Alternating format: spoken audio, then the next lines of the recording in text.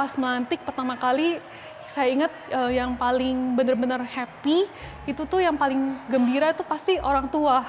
Entah kenapa pas jalan rasa terharu itu tiba-tiba muncul karena tadinya juga tidak ingin menangis, tapi pas jalan ke depan itu rasanya terharu. Dan sekali lagi saya juga mengingat orang tua saya, papa saya juga berikrar papa saya diberikan kesehatan, mama diberikan kesehatan, dan saya akan di jalan ini sampai akhir hayat saya. Sisi mari kita memberikan penghormatan 3 kali kepada guru kita. Penghormatan pertama, penghormatan ketiga. Sisi silakan. 亲们，现在请签会人士哦，所以请们所有的现实都已经开启。 Ada sefu-sefu yang menceritakan tentang 37 faktor pencerahan, yaitu salah satunya tentang kayak tubuh, pikiran, ini tuh semuanya nggak kekal. Kata sefu, di dalam batin kita itu sebenarnya ada permata. Jadi kita tuh harus selalu melakukan pelatihan, mengikis kayak noda batin, kayak mengikis kekotoran batin kita gitu. Jadi biar kita itu ada permata kita di dalam hati kita bisa bermanfaat buat orang lain.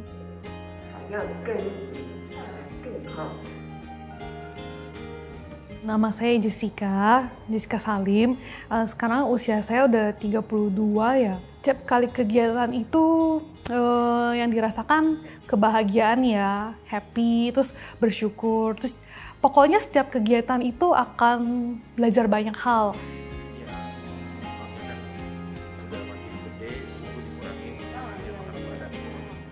Hari ini saya ikut kunjungan kasih amal bersama ada kakak sama mama mertua, ada papa mertua juga sama suami juga. Hari ini kita akan ke salah satu penerima bantuan ya, anak asuh kalau nggak salah, dibantu dalam pendidikannya ya.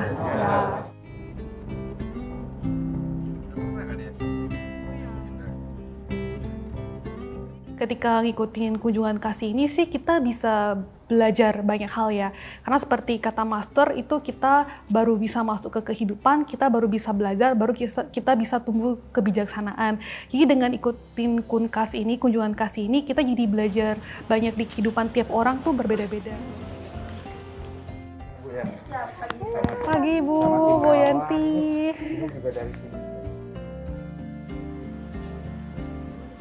Hampir setiap minggunya, Jessica Salim tidak absen untuk ikut serta dalam kegiatan kerelawanan.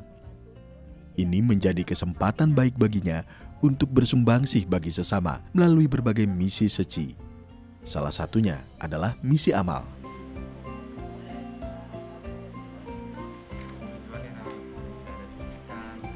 Nah, jadi ini pelatihan diri buat para relawan juga, karena kenapa harus setiap kali, kenapa harus setiap bulan, itu seperti kayak memupuk kita sendiri, karena ketika kita bersumbangsi, pelatihan diri itu tidak boleh hanya satu kali, tapi kita harus setiap kali. Terima kasih Bu Yanti, hari ini bukan hanya Ibu yang mendapatkan bantuan, tapi sebenarnya kita para relawan tuh belajar banyak dengan Ibu. Apalagi kisah Ibu ini bisa buat para relawan itu satu bersyukur, terus yang kedua kita juga sebagai para relawan bisa mengajarkan, mewariskan ke depan buat anak-anak kita itu hal yang baik gitu loh. Kalian lagi ikut lomba apa? Lomba Paskibra. Paskibra. Nanti ini ya, kakak dengar dari Ibu sejawa ya.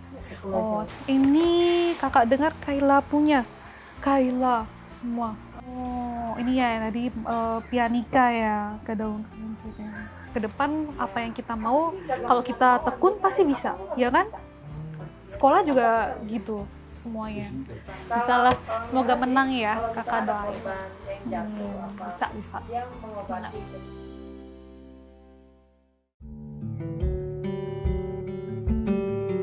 Ini ada Jessica, Sejie, Shelly, Susio, Stephen Susio. Bukan harta warisan yang ditinggalkan, tapi sebenarnya akhlak, ilmu, dan anak-anak ini diajarin buat mereka nanti ke depan bisa mandiri, mereka bisa bekerja, dan mereka bisa punya moral yang baik dan bisa bermanfaat. Ya, mungkin untuk kesan dan karena tahu bawah ketidakkekalan hidup juga ya. Jadi kayak karena ada papa yang sakit itu jadi belajar bahwa kita itu harus selalu menggenggam waktu. Tapi dengan mendengar ceramah Shefu sebelumnya mengenai tentang ketidakkekalan badan, tubuh, pikiran, jadi kita harus benar-benar tidak boleh menyia-nyiakan waktu ketika kita masih bisa, kita sehat, kita masih bisa hidup. Jadi kita harus benar-benar kayak memanfaatkan, apalagi kita weekend sebenarnya punya banyak waktu kan. Jadi kita harus selalu melatih, makanya kenapa rajin, yaitu memanfaatkan waktu sebaik-baiknya, menggenggam waktu sebaik-baiknya.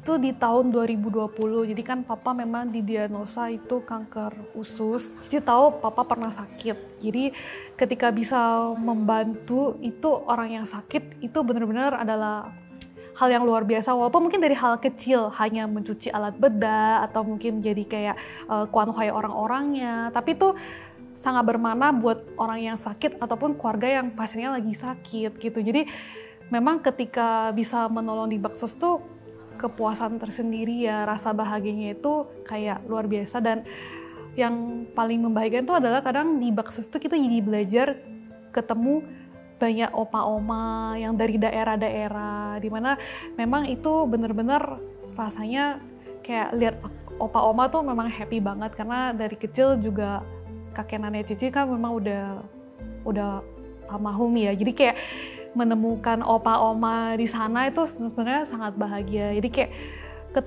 keterpuasan tersendiri aja bisa kayak melakukan kayak Baksos pengobatan. Mungkin kita tidak bisa menjadi dokter, tapi kita bisa menjadi seorang relawan yang mungkin bisa bersumbangsi juga dengan yang kita mampu gitu loh. Makanya suka banget ikut Baksos pengobatan.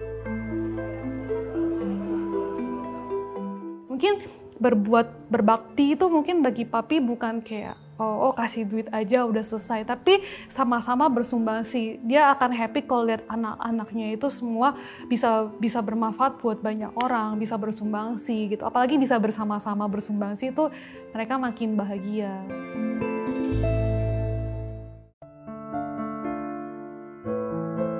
Dari semenjak SD atau SD kelas 6 atau SMP 1-2, karena mama sama papa itu dari dulu udah duluan masuk ke relawanan Ceci di Medan. Jadi memang mama sama papa itu mengajak anak-anak ya. Moral itu juga diajarkan ke anak-anak, diwariskan ke anak-anak. Jadi kita dari kecil-kecil, baik Koko, saya itu juga udah dari kecil dibawa untuk ngikut ke kegiatan, jadi baik pelestarian lingkungan, survei kasus, itu kita dari kecil udah ngikutin. Jadi kayak memang dari kecil itu orang tua yang benar-benar memang pencetus ya, kayak kenapa kita itu bisa menjalin jodoh baik dengan Ceci, kenapa kita bisa masuk ke Ceci.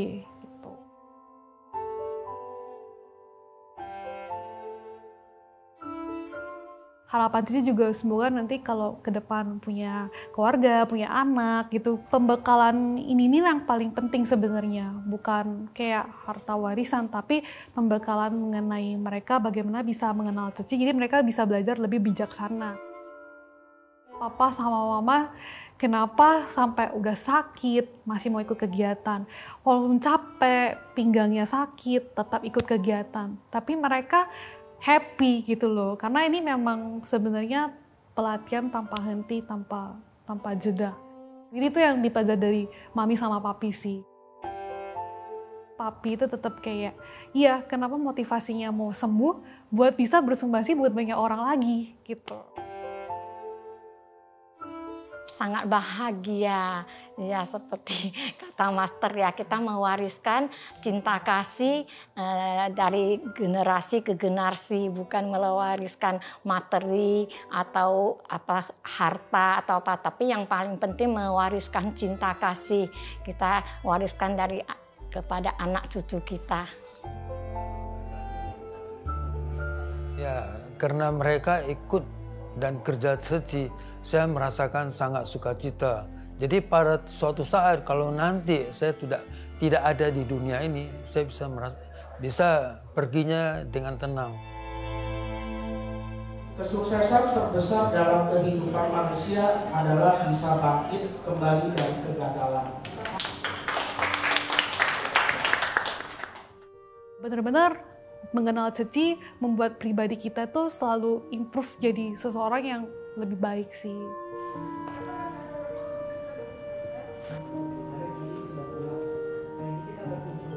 Pelatihan diri ngikis noda batin ya ke egoan.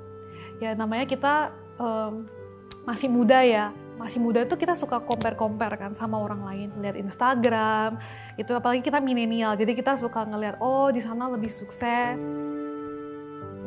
Dan setiap orang tuh punya potensi yang berbeda-beda. Jadi pelatihan diri bahwa udah kita always do our best. Seperti yang Sefu kemarin ada bilang bahwa ingat sekali lagi kita harus mengeluarkan permata di dalam hati kita. Sampai nafas terakhir. Seperti orang tua pingin sampai nafas terakhir. Kita harus melakukan pelatihan ini sampai kapanpun kayak tanpa henti.